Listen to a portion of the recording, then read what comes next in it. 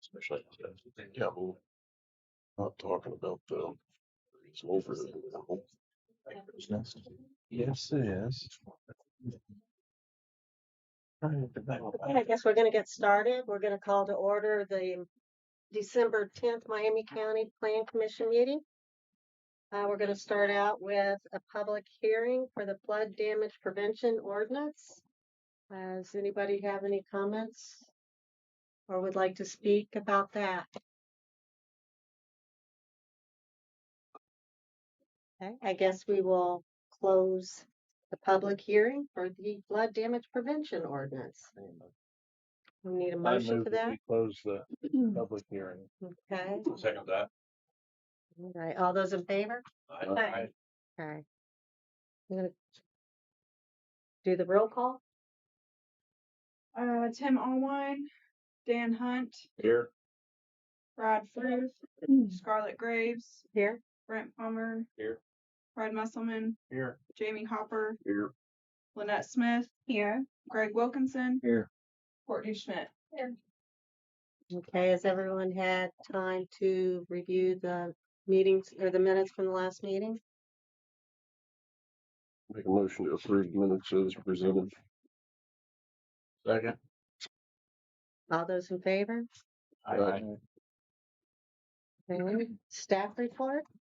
I got your staff report. So looking at what we did in November, we did issue 27 permits, which was up about 80% from what we did last year. Of those 27, we had 4 that were additions. 1 was a commercial addition, 1 commercial pole building, a deck, 3 demolition, 1 dwelling, 1 electric, a fence, 2 garages, 4 pole buildings, 2 remodels, 5 roofs, and 1 storage shed. You do not have any ag permits. It seems kind of rare, but we don't have any ag permits to look at tonight.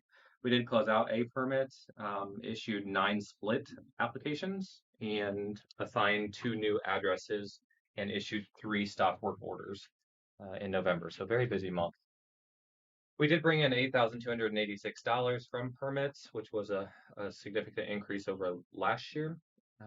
There are 7 variances that are applied for tonight that BZA will be hearing here in a few minutes. We did have 7 contractors that registered.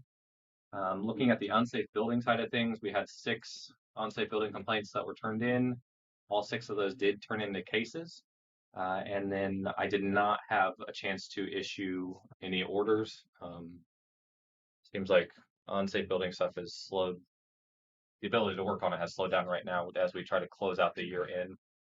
The cases haven't slowed down at all, but my ability to work on them has slowed down as the year is trying to close out. We did close 1 unsafe building case and issued the board issued a $5,000 civil penalty for willful failure to comply with the demo order. We have an active caseload of 43 unsafe buildings when the staff report was made. So, for the violation side of things, I'll kick it over to Brooke and she can share that piece with you. Yep. So we received 13 new complaints and all 13 turned into violations. 2 of the violations were resolved. We have 129 active violations in progress. That's a 33% increase from November 2024. Merry Christmas to Mark. I did not send him any cases last month, which leaves us at 27 still in his hands. I issued 2 fines, totaling $200 for violations. 3 liens were placed, totaling $2,380. That's from unpaid violation fines. We did not receive any payment from the fines issued by violators. No partial judgment payments. We did not receive any money from my violations last month. No mowing orders were issued, so no mowing orders were completed. I do have a breakdown too of the complaints and violations that were received last month. Let's see. Everything turned into an active case with me, starting with violation 585. The complaint was brought in on November 6th, and that was involving trash, debris, and possibly unlicensed dismantled vehicles. After my initial inspection, this was opened as an active case. Violation 586 was received on November 12th. That involved a possible violation of a previously approved special exception, which would have been 03-23, that allowed 12.15 acres of business zoned land to be used as a campground, but for only 12 months. That did expire March of 2024.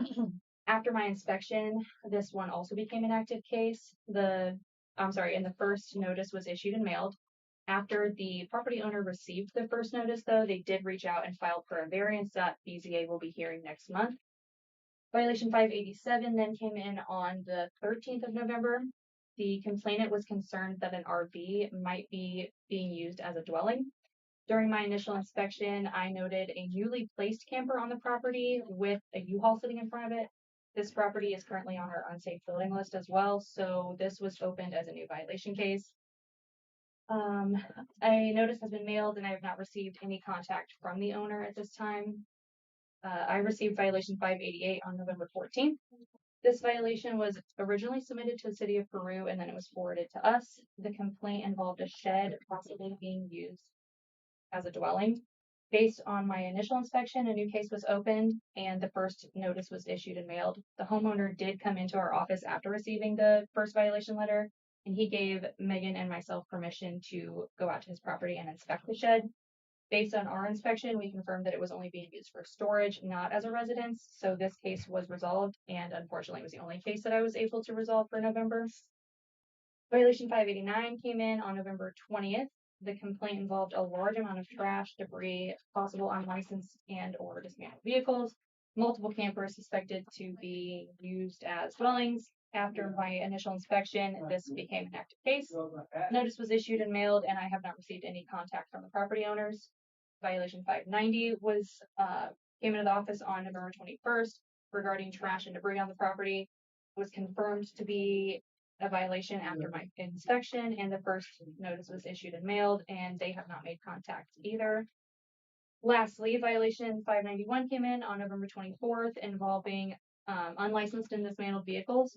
After my inspection, this also became an active case. This is the second violation of this nature on the same property under the same ownership this year. The previous case is violation 565. That was reported on September 11th of this year and then was resolved on October 10th. This has been a recurring issue that I've noted in my short time as the code enforcement officer for the county. I have been drafting a proposal to make a couple of small but meaningful amendments to the zoning ordinance that I will be sharing with you next month. Thank you so much. You guys have any questions regarding any of this? We'll move on to the expense report. Yeah, looking at our budget as we round out the year here in the last month, pretty standard expenses that we did see. There were a few that were out of the normal. Those were all three of us, Megan, Brooke, and I, had to renew our Indiana Association of Building Officials membership for 2026. So those went in there as well. The other thing, I did purchase 6 iPads, and that's something I've been wanting to do for the last 5 years or so. But looking at the amount of copies that we make and all the work that goes into these binders, and the last minute changes that need to be made, we're trying to bring us into the 21st century. So BZA will have iPads that we'll be using, assuming tonight hopefully goes well. There's still some wiggle room in our budget and leftover funds that I will hopefully be getting you all iPads as well. So we'll see. But looking at the budget for the year, we've spent 33.74% of our budget. So we have a healthy 186,800. Oops, I'm reading the wrong number. Yeah, no, $186,873.05 remaining as we close out the year. So I'd just like to add too about the iPads that just sitting in the office for 45 minutes prior to this meeting, there was like 5 last minute things that came in. So they can't print all that stuff off and get it out in time. This way it'll be up to date, minute to minute updates on what's going on for you guys that evening. So I think it's a great thing. yeah, I'll help you. Any questions for Corey about the expense report?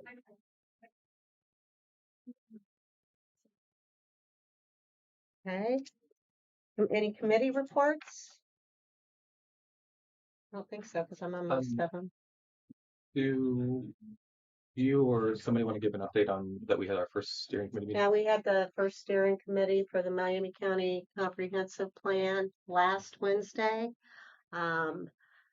Jamie was there with his better half, and I think it went really well. What do you think, Jamie? Yep. Yeah, so excited about getting going and see what happens. You want to add anything to that? Yeah, so as we start to launch that comprehensive plan update, there'll be more meetings that are happening not only with steering committee, but in the community to get community feedback, and then also just with focus groups and things like that coming. I know we'll have one at the end of January, hopefully. So I'll keep you updated as we get through the holidays here, but I'm excited to see this comprehensive plan start. And then they're planning our next big meeting in April. Yeah. For the steering committee. Yep. Okay. Old business, unsafe building cases. We have unsafe building case number 74-25 for James and Rona, Lita Boone. Yeah, so before we jump into those, I did want to give you an update on some cases, unsafe building cases that have been successes here recently. Cases that we have been working on since seems like the dawn of time. So ready when you are. Oh, the next one. No, it's not showing. Oh, I don't know. Why is it not? I have no idea. I'll let you work. Oh. I'm sorry. You're I good. thought it was up there, so.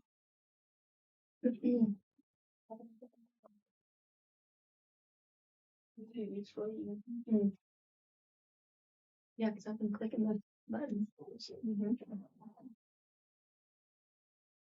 Maybe.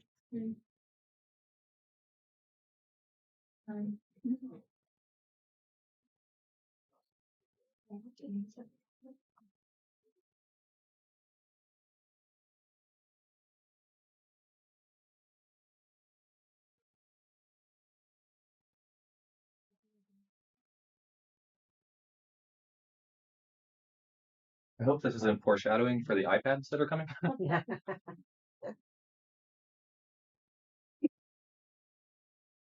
No.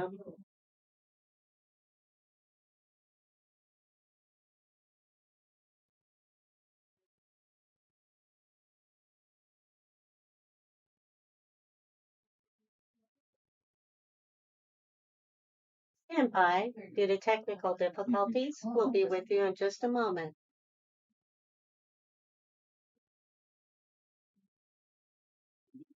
I don't have that fancy music they play during commercials.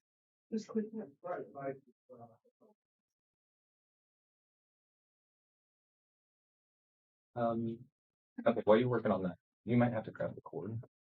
I don't know. While she's working on that, I guess I can go ahead with that unsafe building case 74. This was a 60-day progress check from October's meeting. This is a mobile home that was slated to be demolished, and he has started that demolition process. However, it seems like it's stuck in the demolition process. I don't think it's moved since along. However, I did just get an email right before the meeting that they're still trying to work on it with the contractor. So they did ask for a 60-day continuance on that. I'll leave that up to you on that case. I'm okay with that, I guess. They did note that the wife has had health issues, etc., and that they work together well as a team because she can hear and he can't, and yada yada yada. And that was part of their reasoning. She's been in the hospital from September into November, and she's in rehab now. So that was part of the reason they were asking for the 60-day continuance. Anybody have any thoughts on that?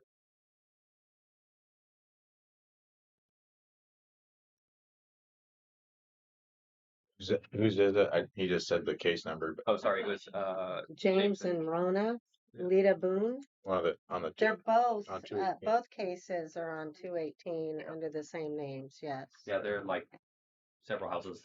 There's Yeah. there's only a couple between each other. So I would imagine the phone call or the message or the email, I'm sorry, pertain to both addresses on here, correct? Sorry, I missed what you said. The email pertained to both of these Correct, it did. cases, not just one. Oh, is it 74? I got my cases confused. So yes, they're the same person. They have two different ones. So this was the one that, if you remember right, it was slated. I put a demolition order against it. You guys affirmed the order, and then the day of the meeting back in October, we went out and looked, and he put a whole new roof on it. New side or new And decking, yeah, whatever. and new wall at the back of the garage. I haven't had a chance yet or I went back out after the meeting in October. And so I need to rescind my demo order and I'll put a rehab order against this to follow along. I just haven't had a chance to. There's a whole new roof on it and a whole new wall to the back. So there's still going to be a lot of work that needs to be done, so that we can get this out of being, I don't know, in bad shape here. Go ahead and click to the other. 75 is this mobile home back here that is been stuck like this. But I don't think that scissor lift has moved since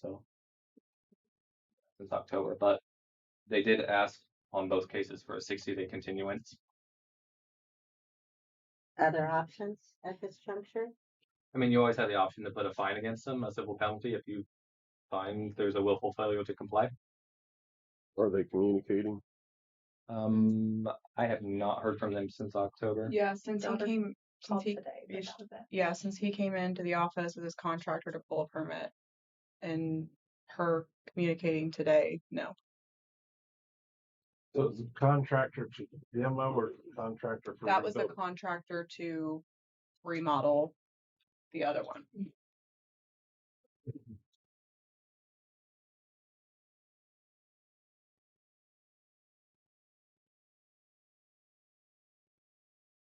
I would make a suggestion. I can't really make a motion, I don't think, but if we give them the 60 days and it remains at the in the the status, then we can always go forward with imposing fines or whatever at that time. But if she has health issues and we're in winter, Yeah, we're pretty yeah. much expecting 60 days for it to look a lot like that. Mm-hmm. They just asked for 60 days. You can extend or decrease that amount at your will.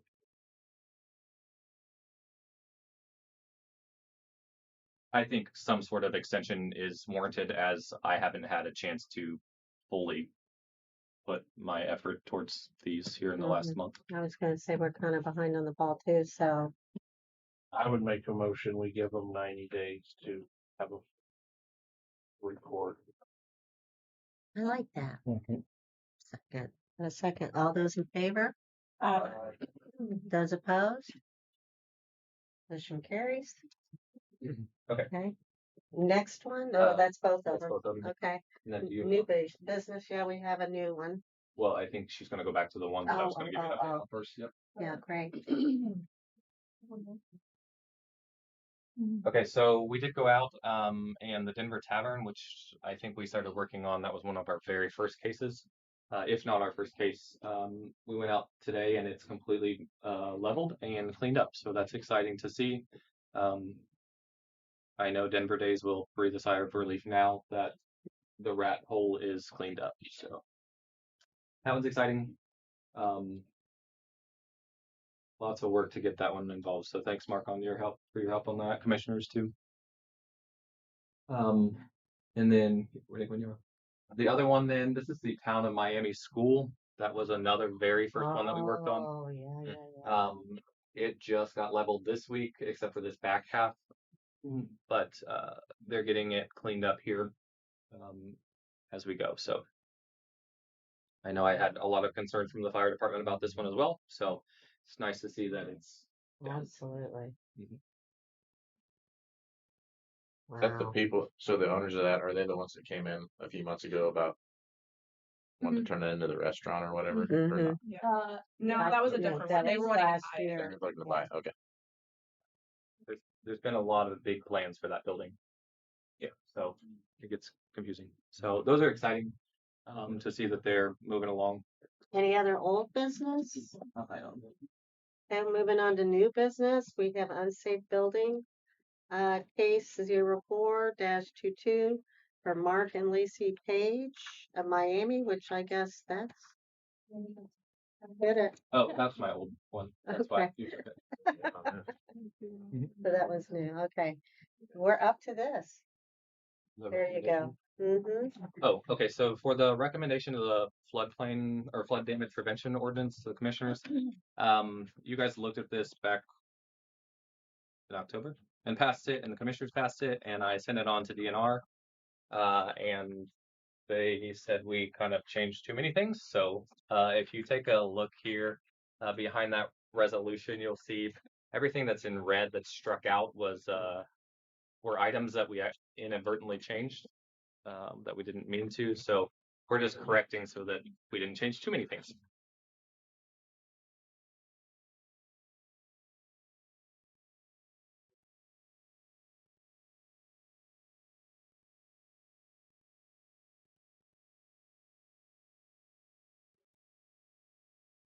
What we need now is for someone to either recommend or deny or protest sending this forward to the commissioners. You can send a favorable recommendation. You can send no Unfavorable. recommendation or an unfavorable recommendation to the commissioners on this one.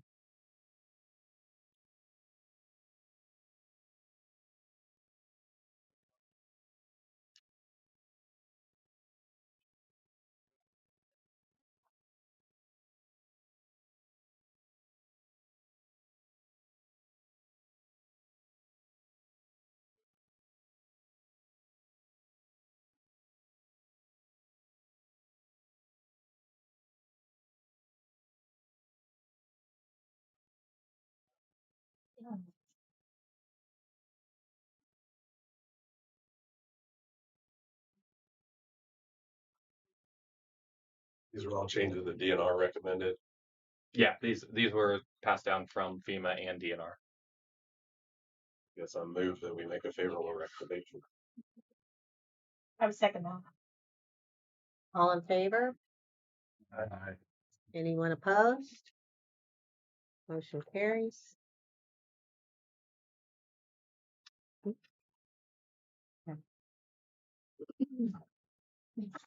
All right, we're going to open the floor now for public comment. If anybody has anything they'd like to address?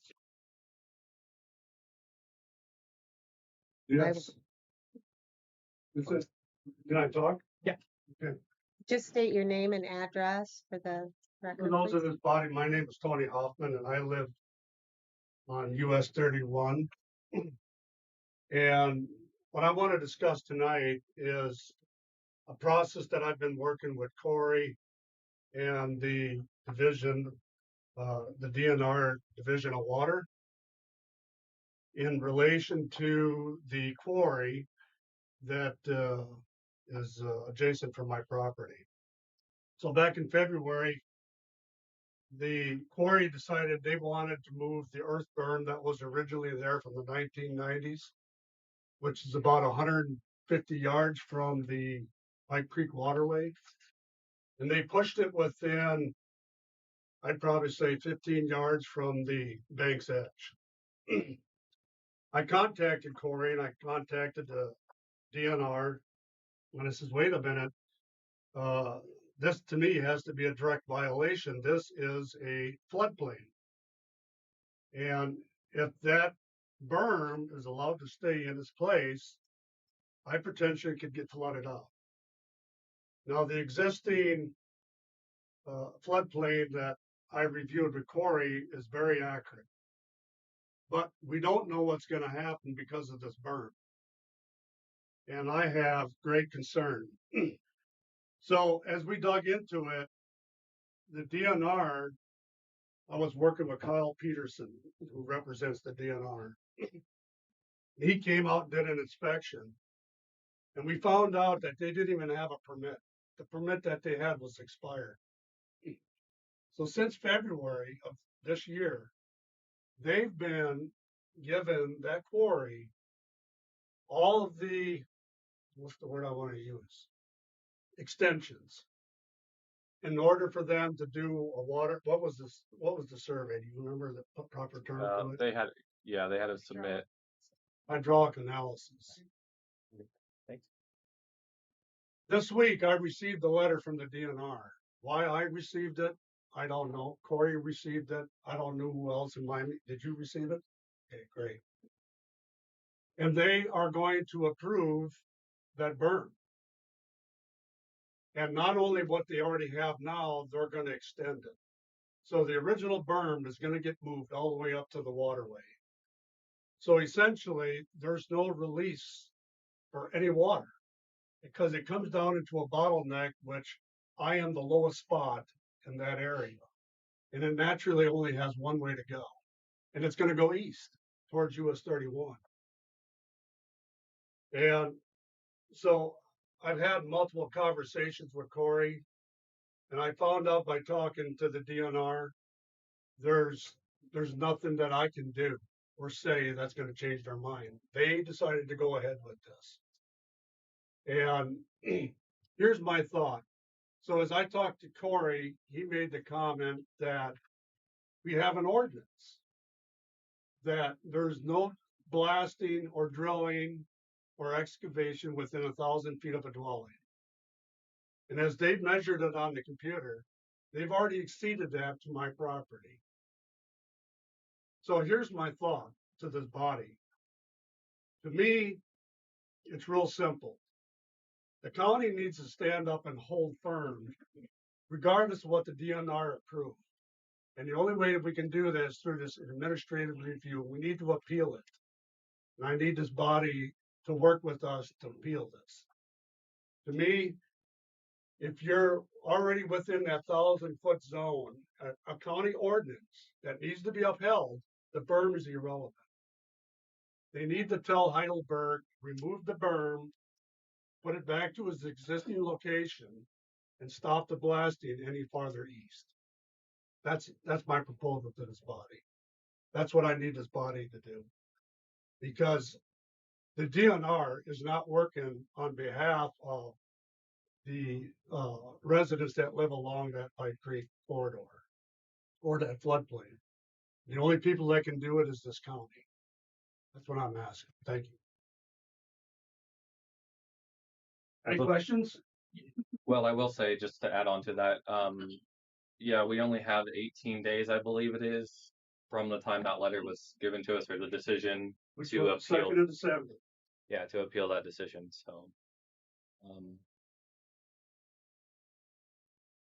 And what I understand is that they did things without permitting and they violated the ordinances. They have no special They're exception. doing and asking for forgiveness. sorry? Right? They have no special exception to operate there. Did they ever have a special exception to operate? They've been there since the 90s, and I couldn't find any special exceptions upstairs or in our drawers under any of their existing names or their name now. Probably need an exception to operate in any of the districts. It's operated according to the district. I can't remember. I know they're ag somethings and you can't operate there, and that's where it lays out blasting within or with how far they are from residential areas, and it's like 900 feet from his house, 700 feet from somebody else's house. So they're violating it.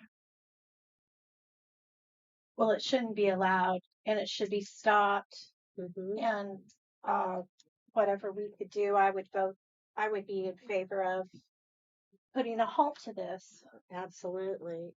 What recourse do we have? Mark, what would be? Treat it like an ordinance violation. Okay. That's our plan. Thank them. And would you be responsible for filing the appeal? Yeah, well, how do we do that? yeah, so there's I'll get the verbiage to Mark, but there's we can file for that appeal, but it goes through the court process. So Well, isn't the appeal kind of irrelevant if they aren't licensed to be operating as it is? So the appeal, No, the You would appeal think. You and the would blasting think. have to be treated separately. Even if we do the ordinance violation, we go through the appeal process, they might still be able to put the berm there. So my guess is the appeal with DNR is going to go through the administrative law process first, which is essentially appeal to an administrative law judge, which is not our court. And then we would appeal any ALJ decision to our court. There's a whole process with it. So I don't think the notice of appeal is all that difficult to at least get filed, but then we have to look at it from the standpoint of, do we have an argument that the DNR made an error in their decision?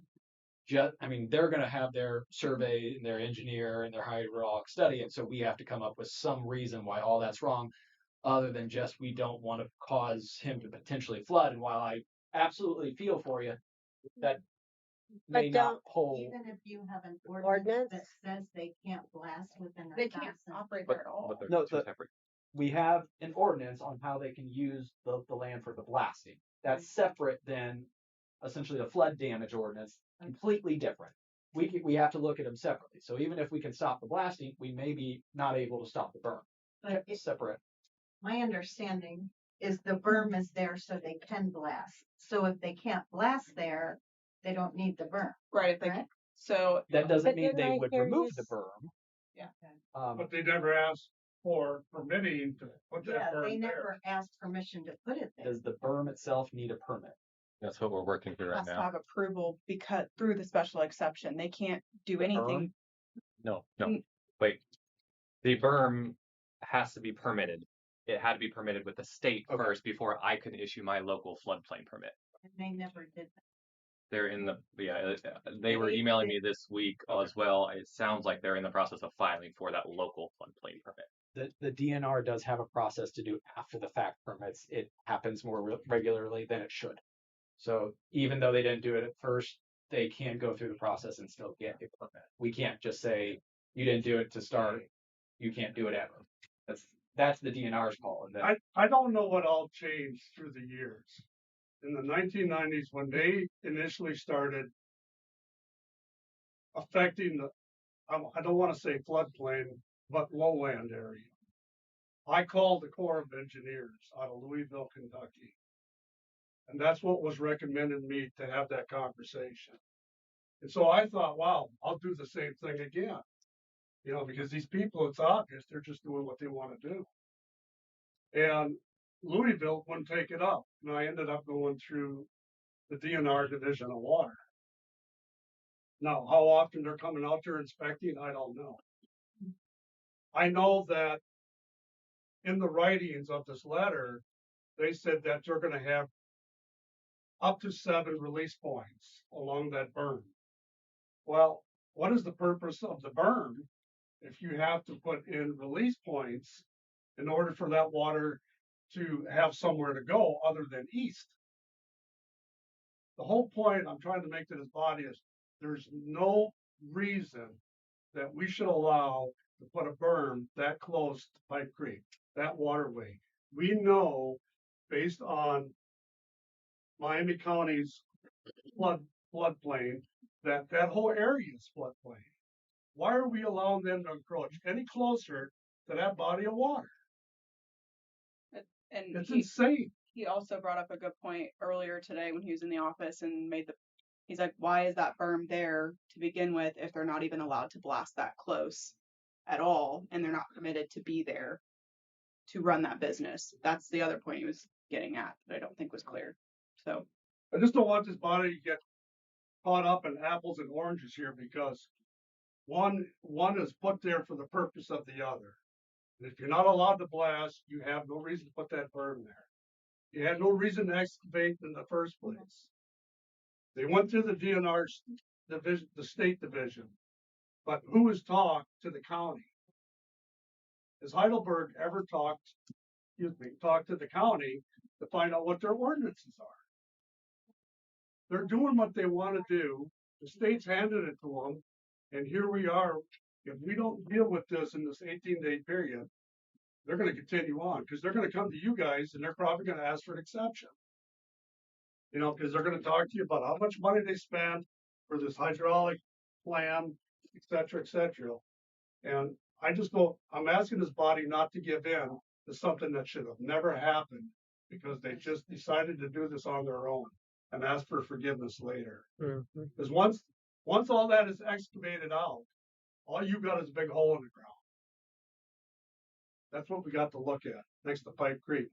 Not only that, I have to concern myself with my well. If you're getting that close, I'm 35 feet down. That's what my well is. You know, what's going to happen to the body of Pipe Creek if they create a fracture? Can anybody guarantee that's not going to happen? Getting that close to the waterway. You know what? And once they're all said and done, you read the letter that the DNR wrote. They're talking about seeding and all this, you know, planting wildflowers, save the bats, don't cut the trees down. I care less about that. What I care about is damaging everything that close to that creek and affecting all the residents along there. And here's the thing that really bothers me the most. How many people along that corridor even know about this, other than me, because my property adjoins Heidelberg? How many people are aware of what they're doing and what potentially in the future could affect them downstream?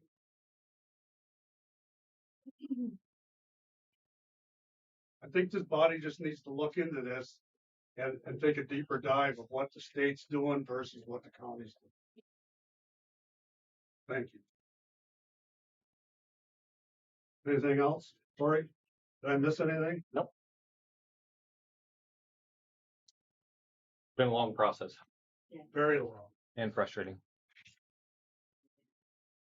So do we need a motion about moving forward with the violations? I am. Okay, okay, all right. And what about the appeal process? I'll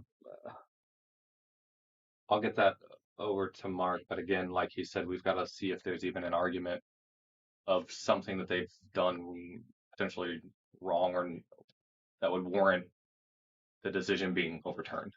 And have you seen anything that might warrant that? No. Brought the letter with me if anybody. I'll probably get it from where I dealt with a floodway, like work in a floodway before. So I've gone through this appeal process before. We can look at it. We can always file the appeal. And then if we think we don't have anything, we can dismiss it.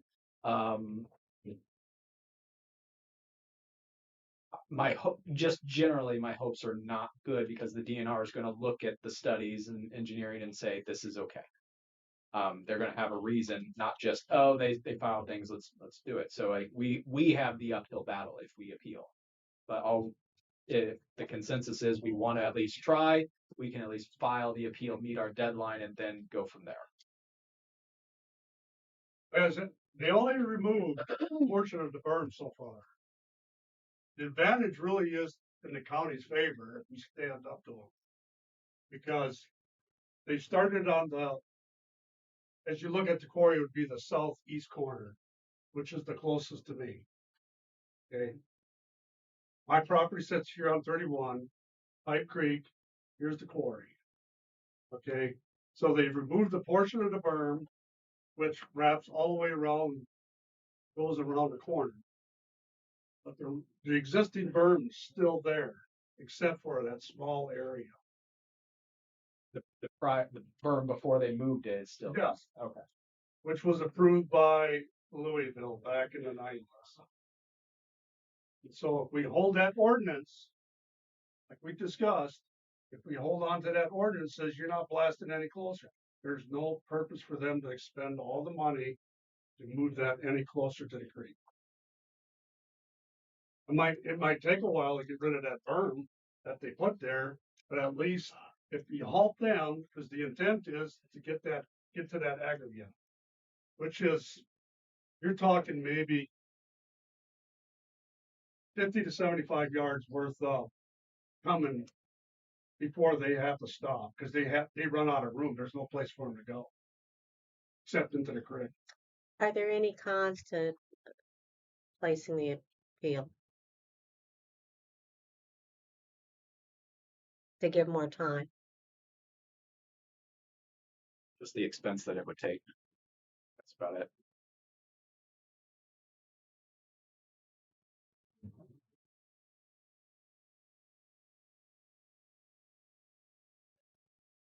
I'll work with Corey on it. Do we need a motion or anything about it at all? And if you want to, I mean, I'll does anybody else have any opinion or feelings about this? Personally, I think we need to, like Mark said, there's going to be some expense. There's already a violation in place. So, from what I'm understanding from Mark, it's kind of a lose-lose situation for us. I would say leave it up to Corey and make Corey's office and Mark see if they can look at it and find anything where there's, some discrepancies that, there's a valid case that we can appeal, but if not, go from it from the standpoint of the violation. Which would, in essence, kind of put a stop to it, hopefully, as well. Well, they have a few chances to get in compliance, at least apply for a special exception that would cause.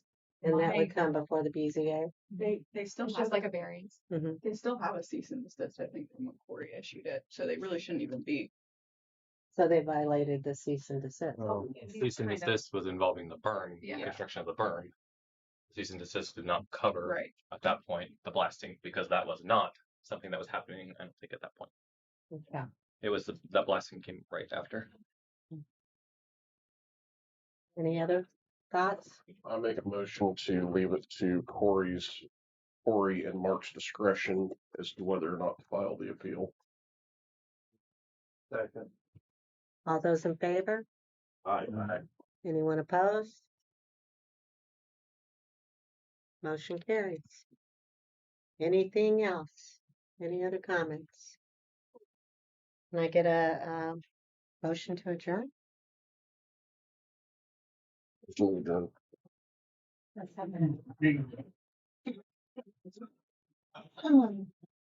If you are here for BZA, we will get started in 5 minutes. Thanks, guys. Have a Merry Christmas. I'll see you in the new year. Yeah. I got something for you to sign. Shock your life.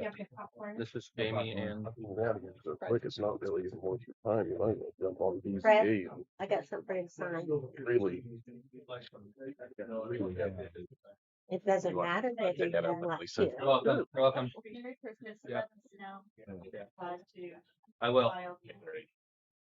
Yeah, I've just made a note to get to him tomorrow. Thanks so much. Yep. Thank Just you. don't tell me this. Yeah. Keep finding It just grows on trees, right? Okay. Thanks. So I signed the minutes and Fred and I signed this. Was there something else I had to sign? Minutes. You did minutes. And I signed the minutes. that's it. Yep.